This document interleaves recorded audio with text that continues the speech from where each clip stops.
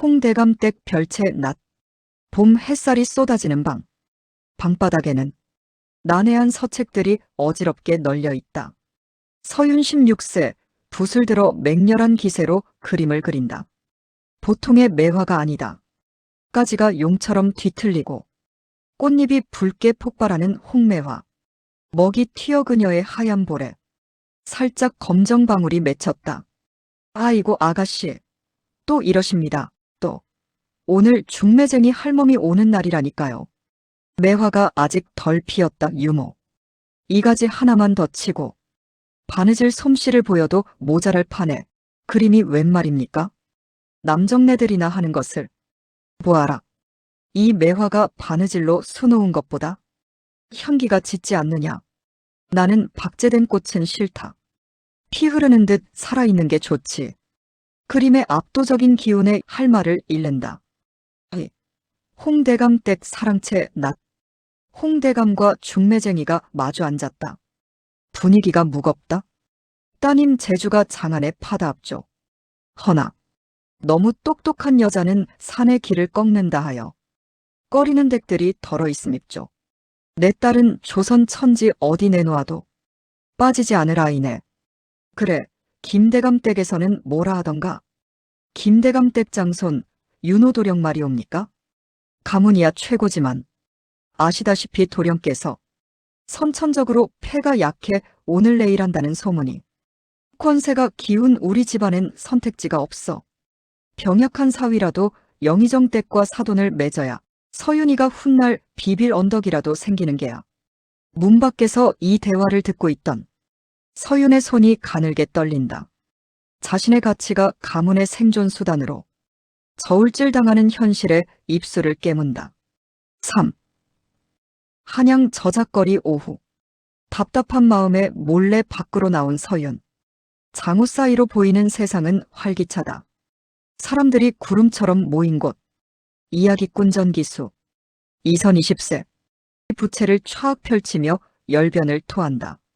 그때 춘향이 몽룡을 향해 외치기를 내 비록 치마 두른 여인이나 절개는 서슬 퍼런 칼날과 같소.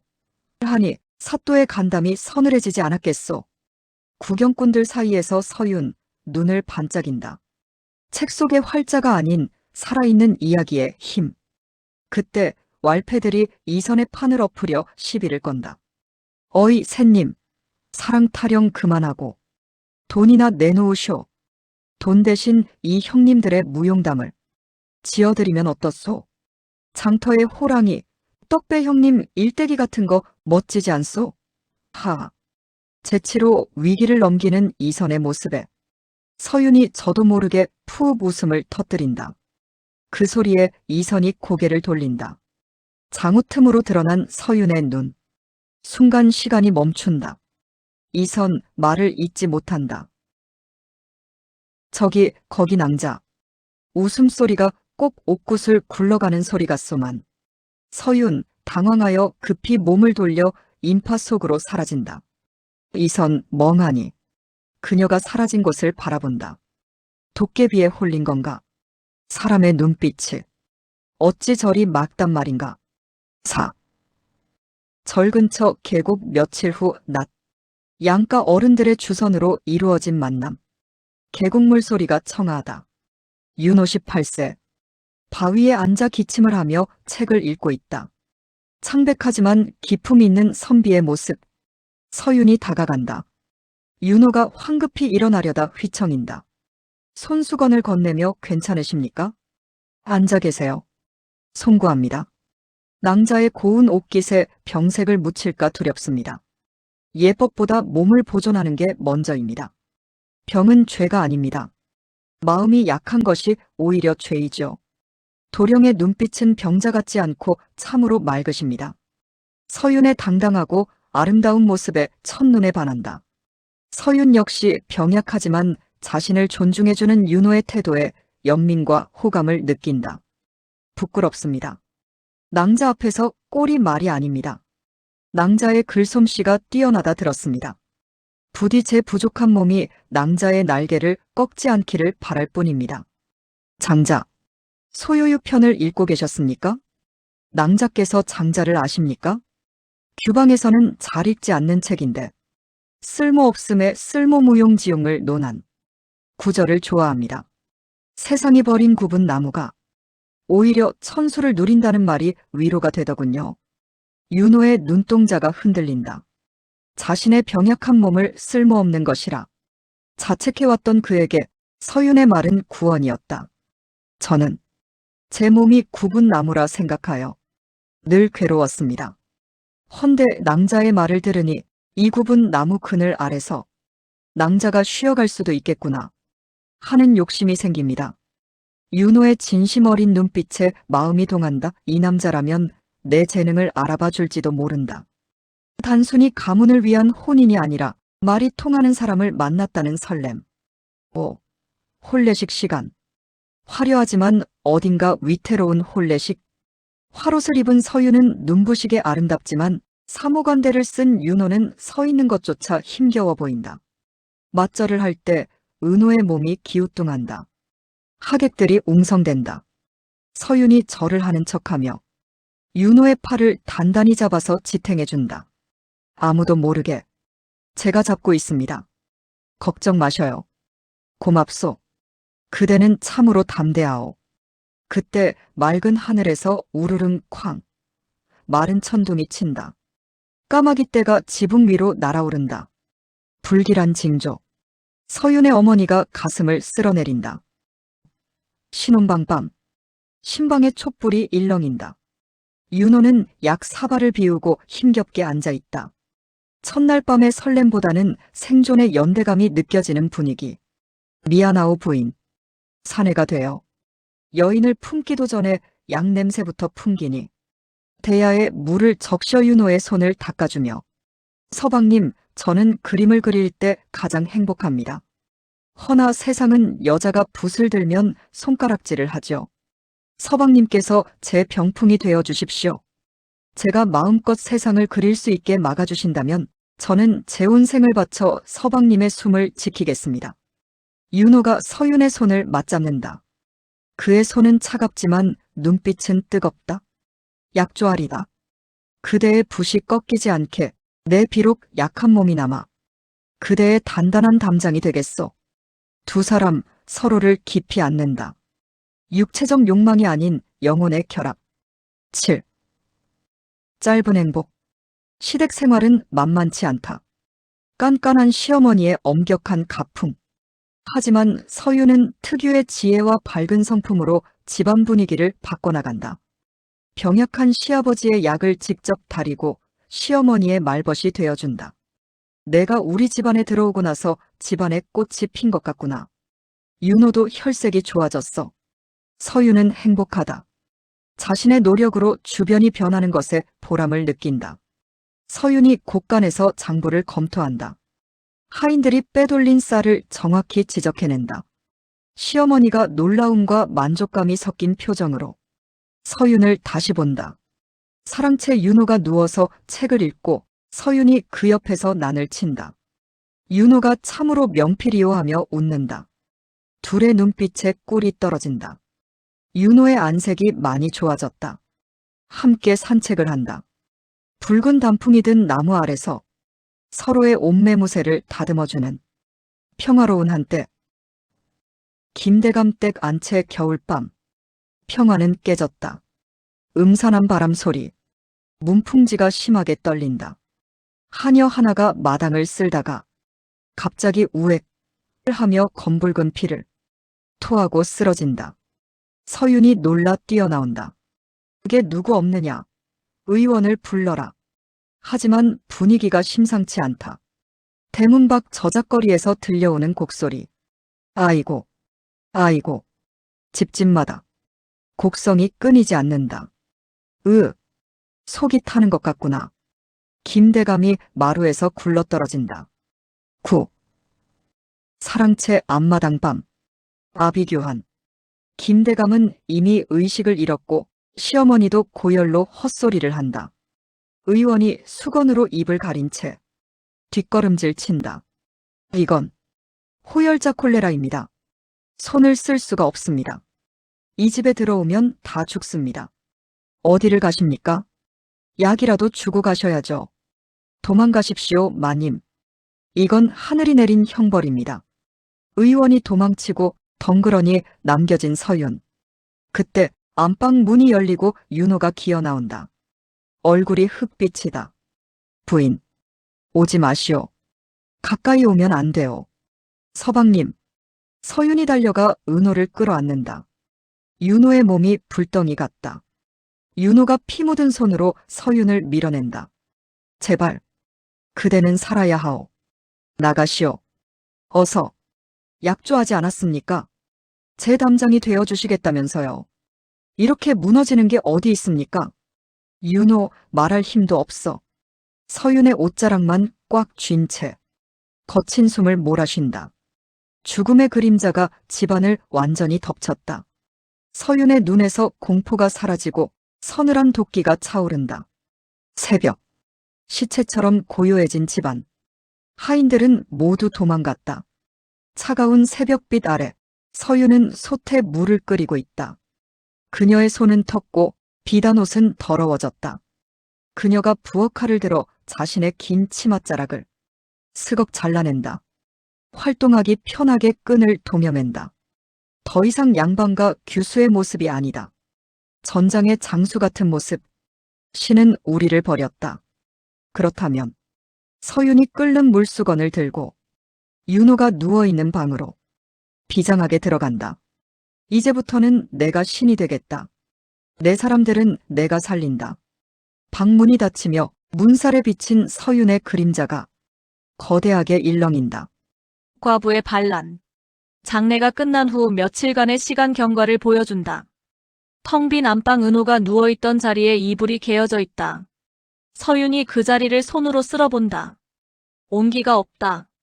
눈물이 툭 떨어진다. 사랑채 시아버지가 쓰던 곰방대와 장부들이 먼지 쌓인 채 놓여있다. 부엌 텅 빈 가마솥. 하인들도 주인을 잃고 갈피를 못 잡아 우왕좌왕한다. 서윤의 모습 며칠째 밥 한 톨 넘기지 못해 수척해진 얼굴. 눈가는 짓물렀고 초점 없는 눈으로 멍하니 창밖을 응시한다.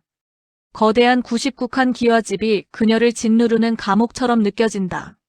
서방님이 떠난 세상은 숨쉬는 것조차 죄스러운 지옥이었다. 산소낫. 시부모와 남편의 묘소가 나란히 색이 만들어졌다. 아직 흙이 마르지 않은 봉분들. 서윤은 소복 차림으로 무덤 앞에 엎드려 있다. 곡소리조차 나오지 않는다. 그저 흙을 움켜쥐고 바들바들 떨 뿐이다. 서윤 쉰 목소리로. 이리 가시면 저는 어찌 살라고. 이 넓은 집에 저 혼자 어찌 감당하라고. 차라리 저를 데려가시지. 멀리 소나무 숲 뒤에서 삿갓을 쓴 이선이 나무에 기대어 이 모습을 지켜보고 있다. 그의 손에 들린 부채가 떨린다. 차마 다가가지 못하고 발길을 돌린다. 그의 뒷모습에 쓸쓸함과 깊은 연민이 배어있다. 김대감댁 사랑채 밤. 사랑채의 불이 환하다. 김판석을 중심으로 문중 노인 서너 명이 술상을 받고 있다. 분위기가 잠옷 심각하다. 쯧쯧, 집안 꼴이 이게 뭔가. 대가 끊기니 집안에 귀신이 들끓는 게야. 그러게 말이네. 어린 질부가 혼자 저 많은 재산을 어찌 건사하겠나. 문중에서 나서야지. 얌, 그렇고 말고. 내 손자놈을 양자로 들이는 게 순리지. 그게 김씨 가문을 위하는 길이야. 박행수에게 술잔을 건네며 어이 박행수, 자네 생각은 어떤가? 곳간 열쇠 말이야. 누가 쥐어야겠나? 박행수 눈치를 보며 술잔을 받는다 그야. 문중 어른들께서 결정하실 일이지요. 하오나 마님의 슬픔이 워낙 깊으시어 아직 정신을 못 차리고 계십니다. 그러니 우리가 돕겠다는 게 아닌가. 슬퍼할 겨를이나 있게 해줘야지. 내일 날 밝는 대로 양자 입적 서류부터 꾸미세. 질부는 친정으로 보내버리고. 탐욕스러운 웃음소리가 사랑채 담장을 넘는다.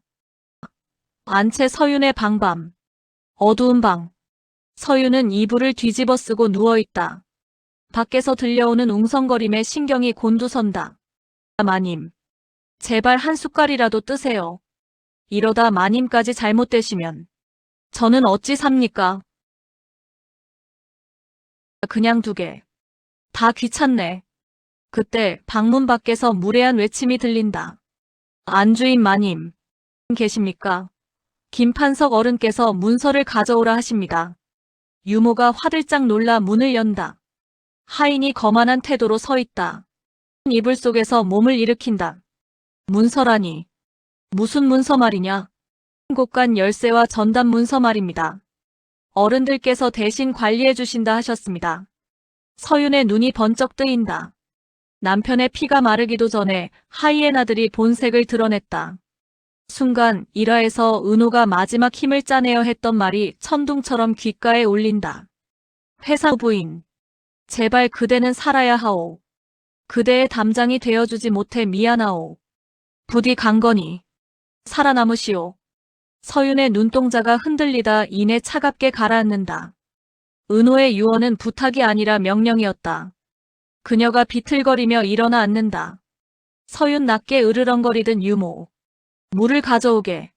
세수를 해야겠네. 유모 놀라서 예. 세수요? 그리고 내 옷장 깊숙한 곳에 있는 붉은 비단 고름을 찾아오게. 사랑채 마루 잠시 후. 김판석과 노인들이 박행수를 다그치고 있다. 박행수는 쩔쩔매며 장부를 내놓지 못하고 있다. 이놈. 내 놈이 감히 어른들 말을 거역해? 썩 내놓지 못할까? 그때 쾅. 안채 쪽 문이 거칠게 열린다. 차가운 밤 공기와 함께 서윤이 등장한다. 하얀 소복 차림이지만 저고리 고름만은 붉은색이다. 죽음의 세계 흰색에서 삶의 의지 붉은색을 드러내는 강렬한 대비. 그녀의 표정은 더 이상 슬픔에 잠긴 과부가 아니다. 전장에 나선 장수와 같다.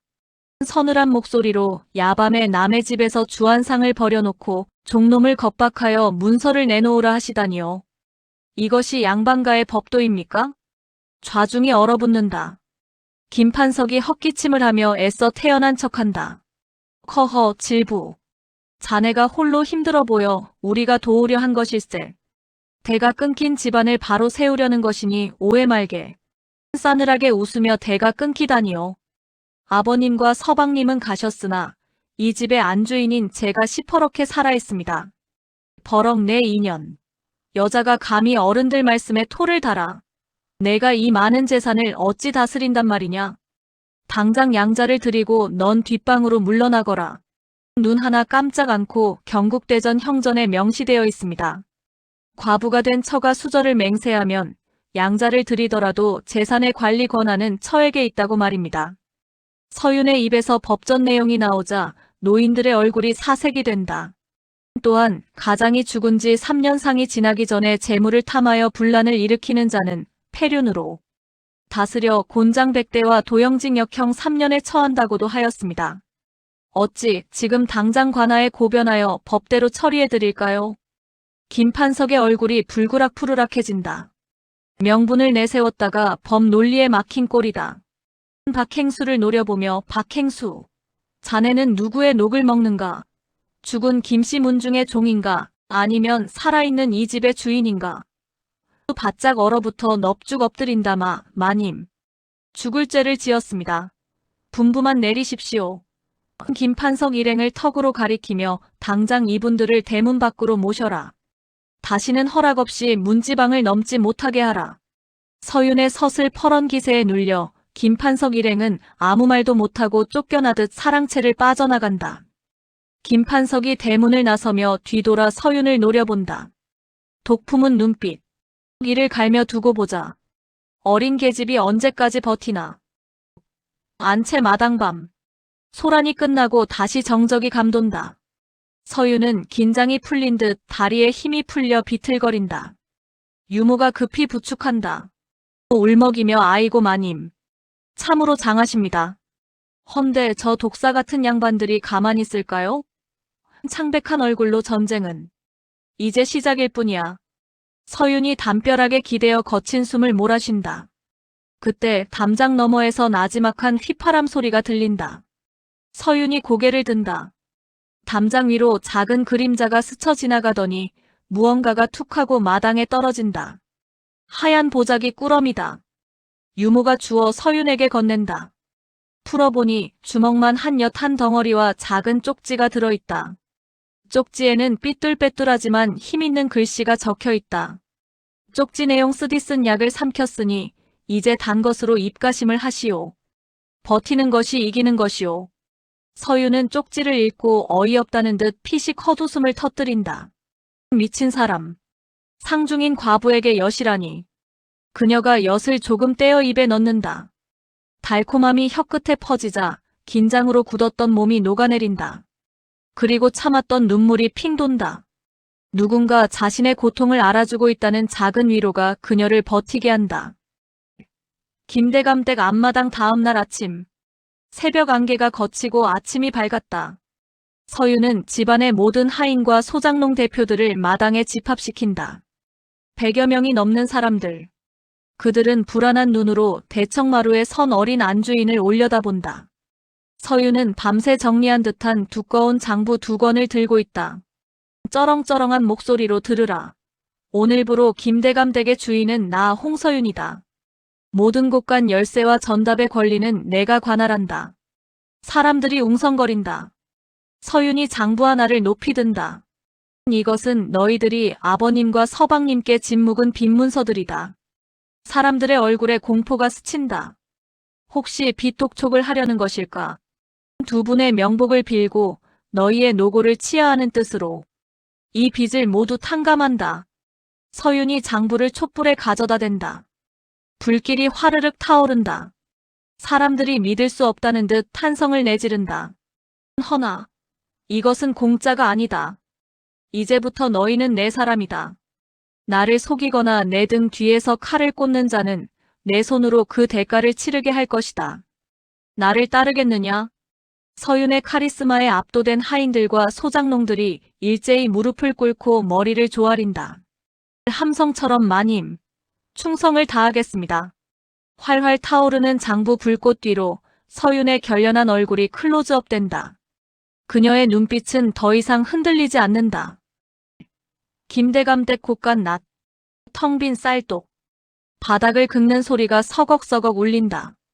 굶주린 쥐 한 마리가 먹을 게 없어 비틀거리다 쓰러져 있다. 그 모습을 보는 박행수의 얼굴이 사색이다. 마님, 큰일 났습니다. 미리 계약한 춘궁기 구율미가 마포나루에서 묶였습니다. 장부를 덮으며 차분하게 계약금까지 치렀는데 어찌 묶인단 말입니까? 왕 서방놈이 배를 째라 합니다. 위약금을 물어줄 테니 거래를 없던 걸로 하자고. 아무래도 뒷배가 있는 듯합니다. 소장농들이 아이들을 업고 불안하게 서성인다. 아이들은 배가 고파 칭얼거리고 어른들의 눈은 퀭하다. 소장농 안악 마님, 쌀독에 쌀 한 톨이 없습니다. 저희 다 굶어 죽습니다요. 그들의 눈망울을 보며 입술을 깨문다. 가슴 깊은 곳에서 책임감이 묵직하게 올라온다. 기방 취향로 낮, 화려한 술상이 차려져 있다. 기름진 얼굴에 왕서방과 김판석이 기생들을 끼고 앉아있다. 술을 들이켜며 좋다. 그래, 쌀줄을 죄어버리니 그 어린 것이 버틸 재간이 있겠나? 왕서방 비열하게 웃으며 염려 마십시오 대감. 시세보다 5배는 불렀습니다. 가진 돈을 탈탈 털어 쌀을 사든지 아니면 굶어 죽든지 둘 중 하나죠.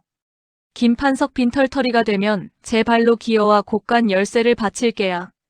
그때까지만 버티게. 저작거리 오후. 서유는 평범한 무명장옷을 걸치고 박행수와 함께 거리로 나섰다. 현실은 참혹하다.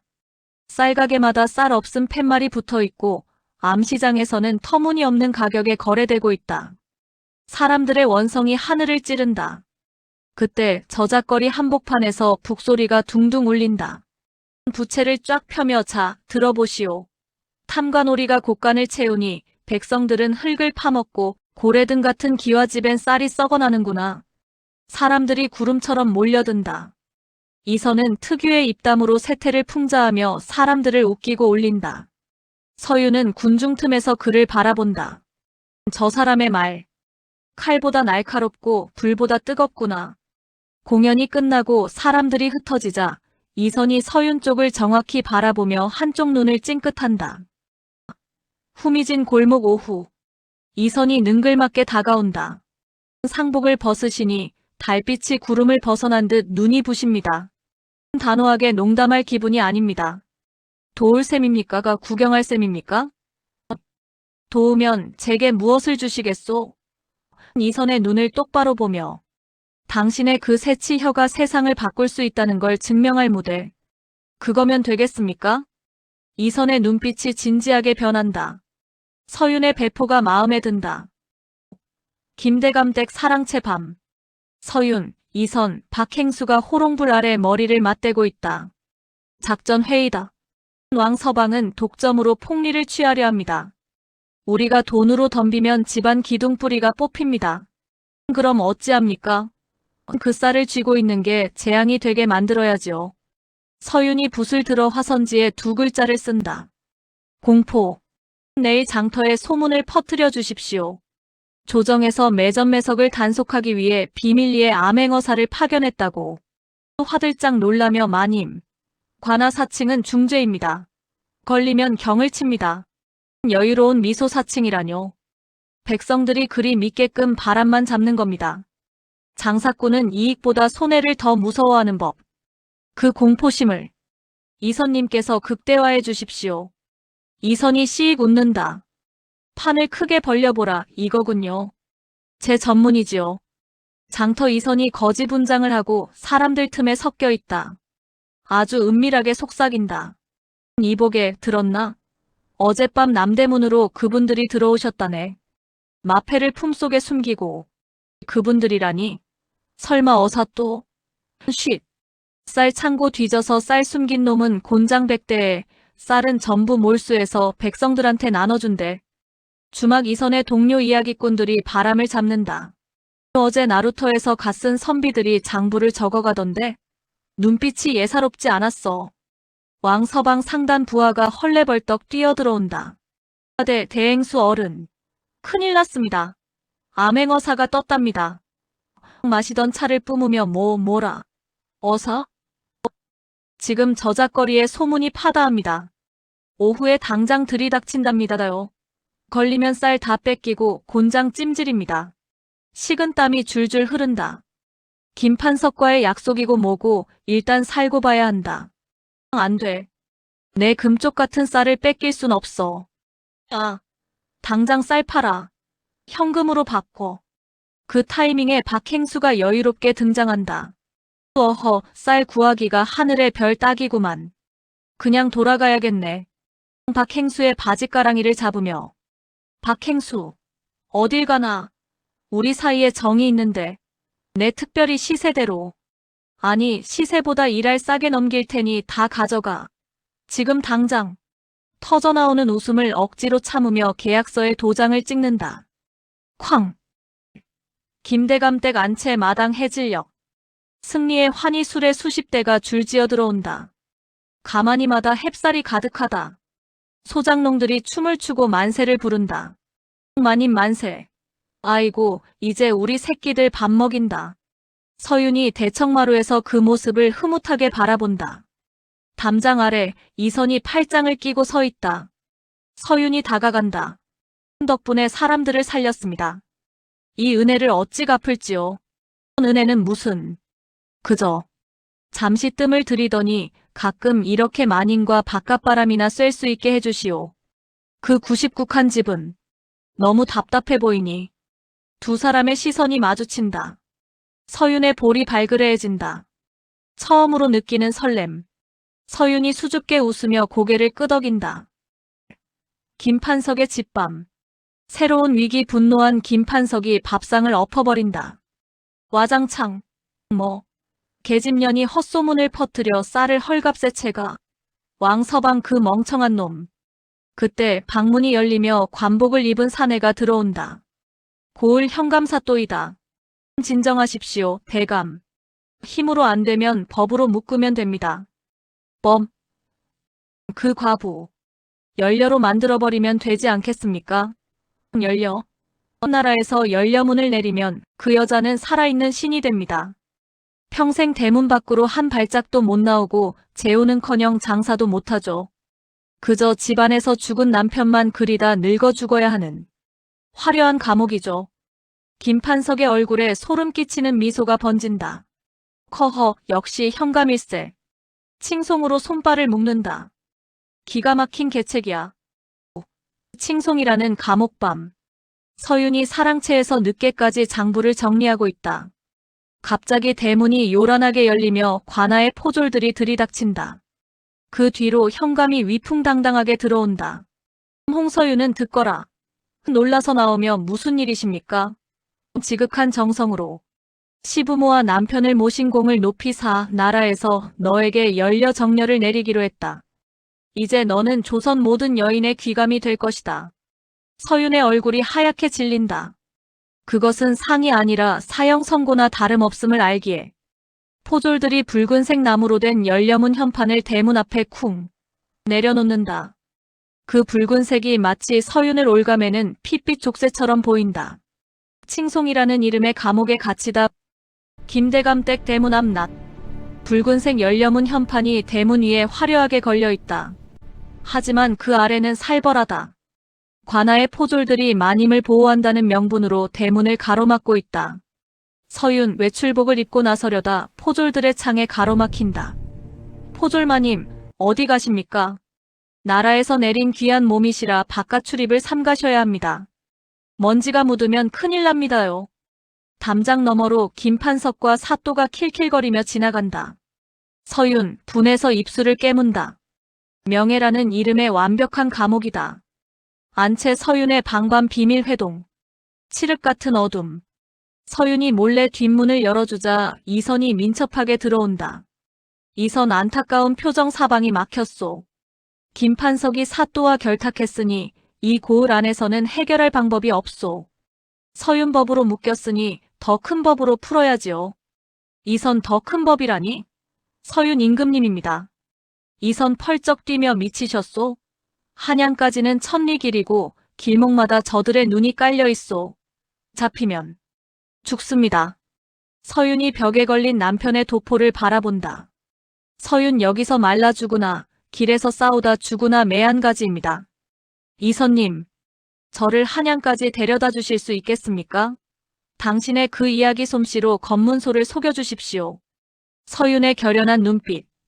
이선 잠시 침묵하다 씩 웃는다. 이선 내 이야기 값은 꽤 비싼데. 외상으로 합시다. 갑시다 한양으로. 산길 추격전 밤.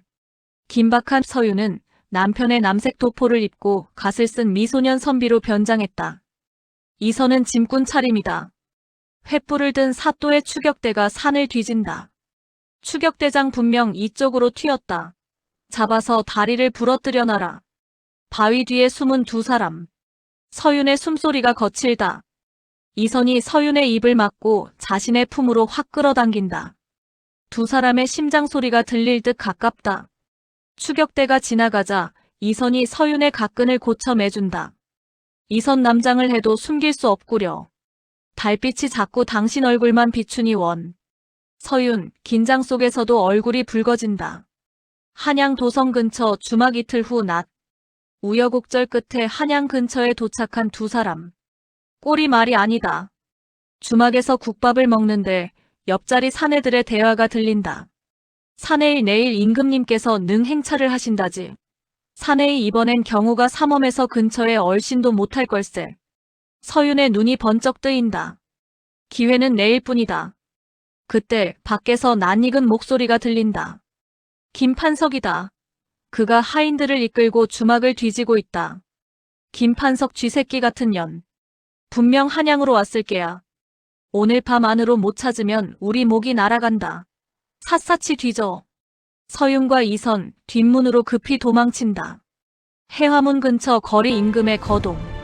수백 명의 군졸과 화려한 깃발, 취타대의 연주가 울려 퍼진다. 백성들이 길가에 엎드려 있고 삼엄한 경비가 펼쳐진다. 군중 틈에 숨어있는 서윤과 이선. 서윤의 손에는 작은 진공이 들려있다. 격쟁 임금 행차 때 징을 쳐서 억울함을 호소하는 행위를 하려는 것이다. 이선 내가 길을 열겠소. 그 틈에 뛰시오. 약속하시오. 반드시 살아 돌아온다고. 서윤 눈시울이 붉어지며 약속합니다. 김판석의 하인들이 서윤을 발견했다. 하인 저기 있다. 잡아라. 이선 지금이오. 뛰시오. 이선이 몸을 날려 하인들을 막아선다. 난투극이 벌어진다. 이선이 매타작을 당하면서도 서윤이 가는 길을 확보해준다. 서윤, 이를 악물고 행렬을 향해 질주한다. 행차 행렬 앞 클라이맥스. 금군왕의 호위무사들이 창을 겨눈다. 금군 멈춰라. 다가오면 벤다. 서윤 멈추지 않고 품속에서 징을 꺼내 힘껏 친다. 찡, 찡, 찡. 날카로운 징소리가 취타대 소리를 뚫고 울려 퍼진다. 행렬이 멈춘다. 임금 가마 안에서 무슨 소란이냐. 금군들이 서윤을 포박하려 달려든다. 갓이 벗겨지고 서윤의 긴 머리카락이 찰랑이며 쏟아져 내린다. 남자인 줄 알았던 선비가 절세미인의 여인임이 드러나자 좌중이 술렁인다. 서윤 피를 토하듯 전하. 아비와 지아비를 잃은 가련한 여인이 살고자 왔나이다. 부디 통촉하여 주시옵소서. 임금 앞 신문. 임금 앞에 포박된 채 무릎 꿇은 서윤. 그 뒤로 뒤늦게 도착한 김판석이 저 여자는 미쳤습니다. 라며 고함을 지른다. 임금 여인의 몸으로 격쟁이라. 내 죄가 무거운 줄 아느냐. 서윤 죽어 마땅하오나 억울함을 풀지 못하면 죽어서도 눈을 감지 못할 것입니다. 임금 말해보라. 무엇이 억울하냐. 서윤 고개를 들고 임금을 똑바로 바라본다. 눈빛이 형형하게 빛난다. 서윤 나라에서 제게 연려문을 내리셨습니다. 허나 그것은 상이 아니라 족쇄였습니다. 탐관오리와 친척이 제 재산을 빼앗고자 저를 집안에 가두고 굶겨 죽이려 한 살인 면허였나이다. 서윤 전하, 백성을 살리는 것이 법입니까? 죽이는 것이 법입니까? 껍데기뿐인 명예보다 스스로의 힘으로 가문을 지키고 백성을 먹여 살리려는 저의 의지가 어찌 죄가 된단 말입니까?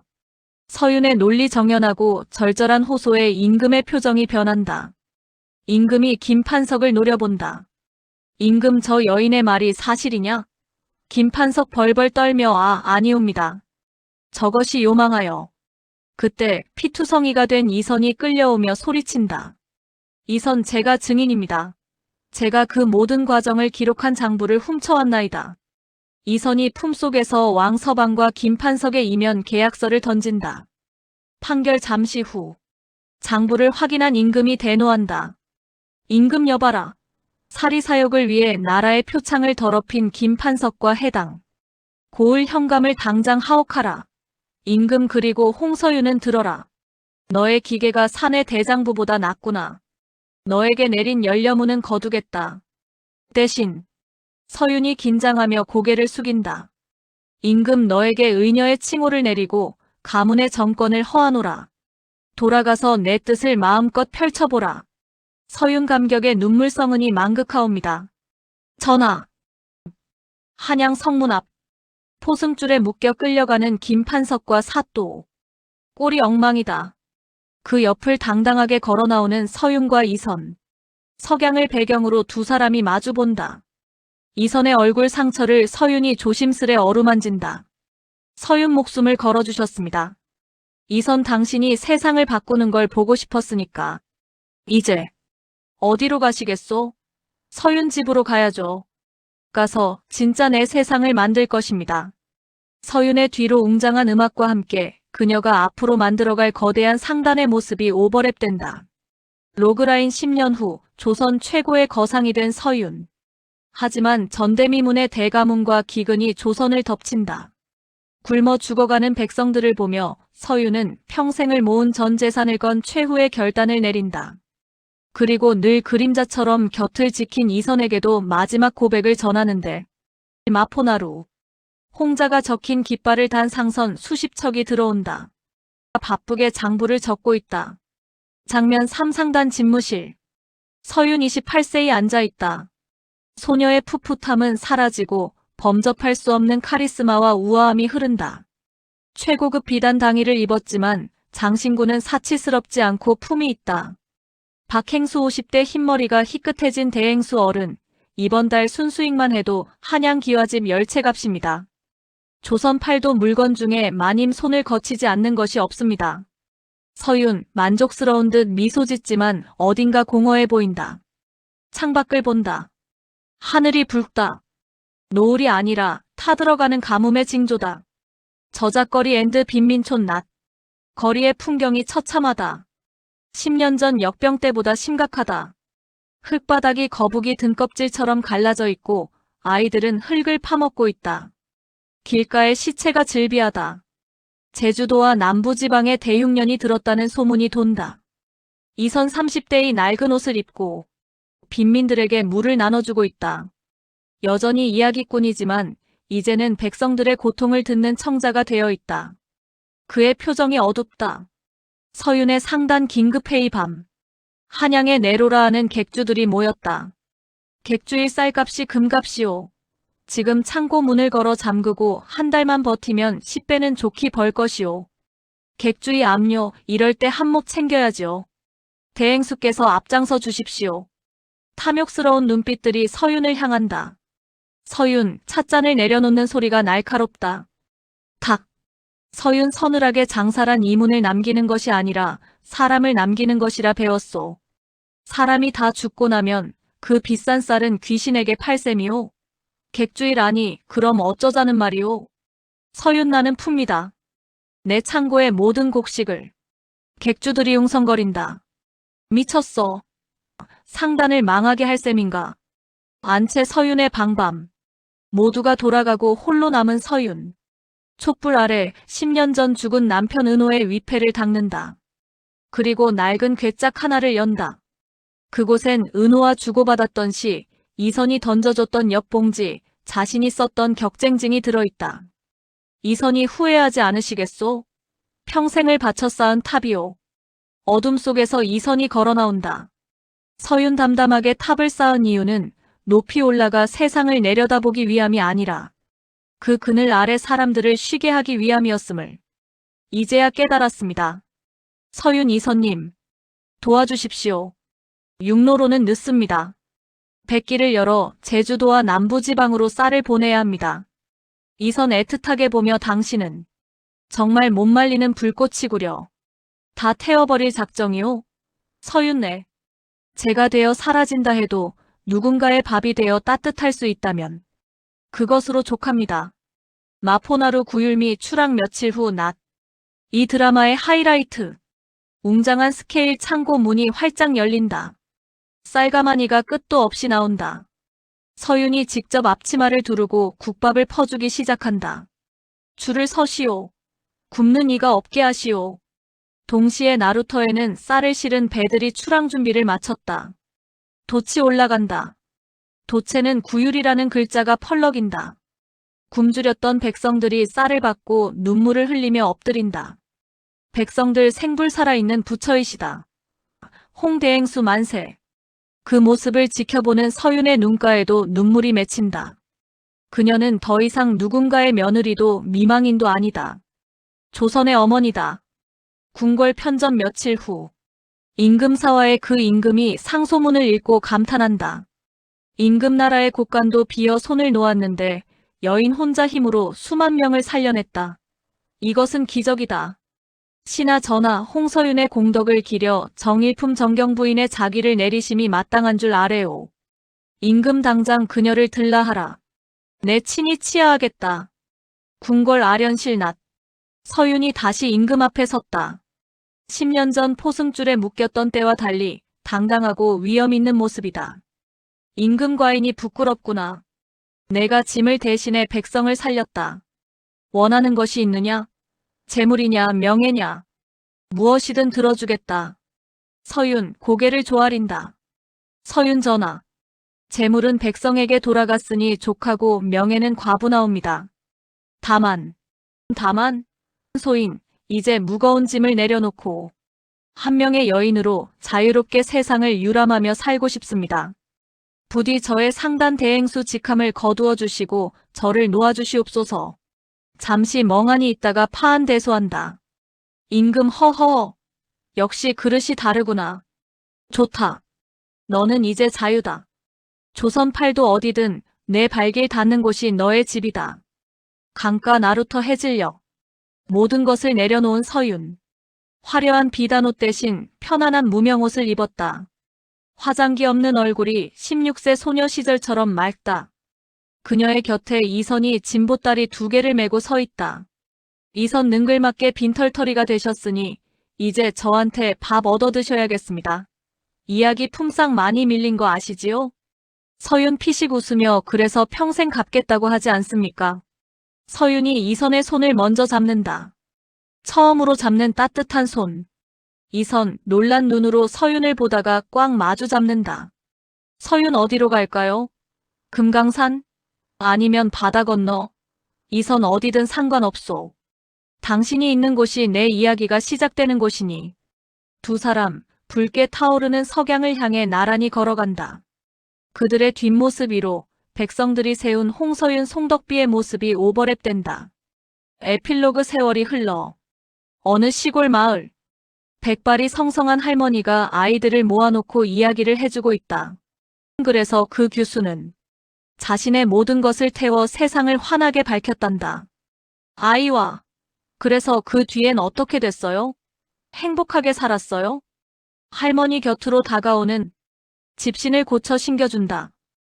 행복하고 말고 매일매일이 소풍 같았지. 갑시다 부인. 꽃 구경 가야지. 두 노부부가 서로 의지하며 꽃길을 걸어간다.